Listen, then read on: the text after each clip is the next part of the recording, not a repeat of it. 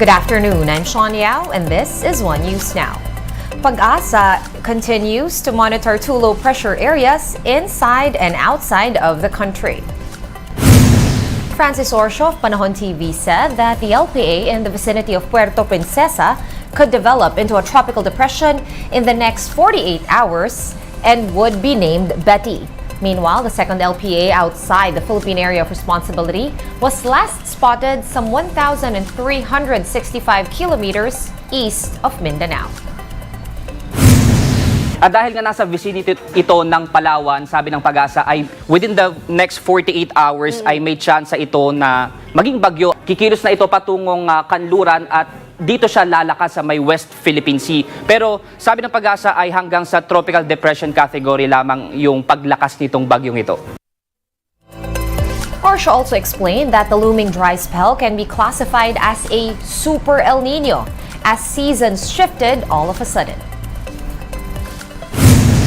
Karoon bigla ng pagbabago sa mainit na panahon. Tinatawag nila itong Super El Nino. And at the same time, sabi rin ng Pag-asa yung average na surface ng dagat or yung ocean surface ay nasa 21 degrees Celsius. Normally kasi ang normal or kumbaga yung normal lang na surface temperature ng dagat ay nasa 20 degrees Celsius. So mas mataas siya sa normal na temperatura.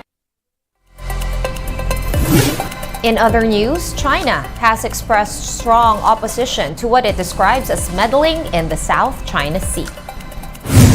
Chinese Foreign Ministry spokesperson Mao Ning said Beijing is against any country that will harm its territorial sovereignty and maritime rights. She also stressed that the South China Sea is not a hunting ground for foreign forces. The statement comes on the back of the release of bilateral defense guidelines, which states that Washington will come to Manila's defense in case of any attack in the disputed waters. For his part, President Bongbong Marcos says that he does not believe China's latest remarks were directed at the Philippines. Representing the Philippines, I don't feel alluded to. How can anyone say that we are not a party in interest in all of these issues? So I think that kind of statement was directed more towards the United States than it was for the Philippines. President Marcos has wrapped up his 5-day official visit to the United States. Marcos Jr. and U.S. President Joe Biden discussed enriching ties between the two countries beyond just military cooperation. The two leaders agreed to work together in terms of sustaining economic momentum and securing inclusive development. President Marcos also said that his visit to the U.S. was essential in clarifying where the two nations stand when it comes to geopolitical issues. National security is no longer simply about territorial defense. Economic security is national security. We continue to work on finding synergies and aligning our efforts to sustain our economic momentum and secure inclusive development by expanding cooperation in key areas such as agriculture, energy, infrastructure. We're pausing for a quick break, but One News Now will be back with more stories after that. Stay with us.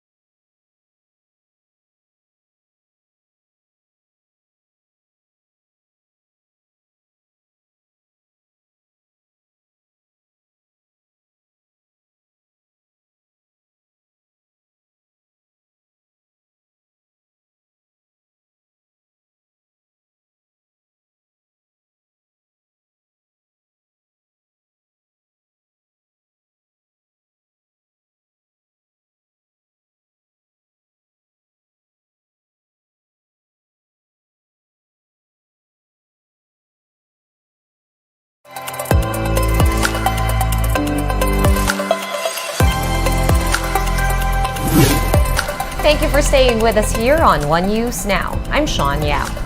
President Bongbong Marcos acknowledges abuses in his predecessor's drug war that raised concerns about the Philippines' human rights situation.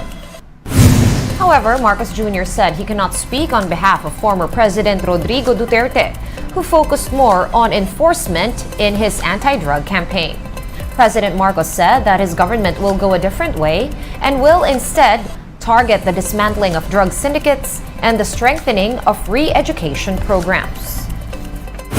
I cannot speak to what my predecessor had in mind and what his idea was, but what I can speak to is the policy that we have undertaken. And that I said the drug war continues to be at the source of much criminality in the Philippines. The syndicates have grown stronger and wealthier and more influential, worryingly so. But instead of going after everyone, I tried to identify the key areas where we have that we have to tackle, the key areas that we have to attend to, so that we can see a diminution of the activity of the drug syndicates. Let's now take a quick look at today's other top stories. The planned 6-hour shutdown of Philippine airspace on May 17 has been reduced to just 2 hours. According to the Civil Aviation Authority of the Philippines, or CAAP, the shutdown will now be from 2 to 4 in the morning. The shutdown will make way for the replacement of the uninterruptible power supply unit of the country's air traffic management system that caused massive flight glitches on New Year's Day. Public schools in Quezon City will be implementing shortened class periods against the extreme heat. QC schools can opt to have shorter classes on some days from 6 to 10:30 in the morning and 2 to 6:30 in the afternoon. School heads are required to report to the Education Department which days they will be carrying out face-to-face or modular distance learning according to advisories from Pag-asa. In the U.S., British singer Ed Sheeran won a copyright trial on his 2014 song Thinking Out Loud. One jury in the Manhattan Federal Court ruled that Sheeran did not unlawfully copy Marvin Gaye's 1973 single Let's Get It On, which was written by Ed Townsend. Townsend's heirs had earlier filed this lawsuit, seeking for a share of profits from Sheeran's hit song.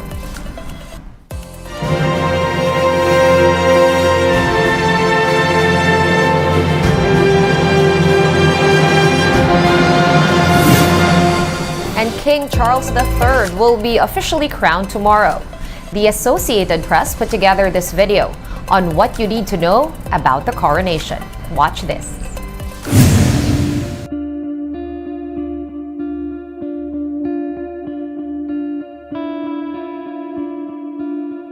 In simple terms, the United Kingdom is crowning the king. But in fact, Charles is already the king because he became king when Queen Elizabeth II died in September.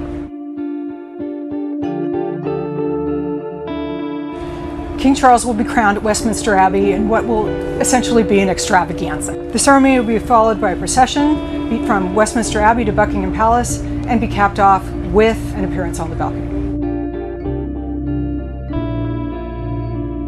People will see almost everything.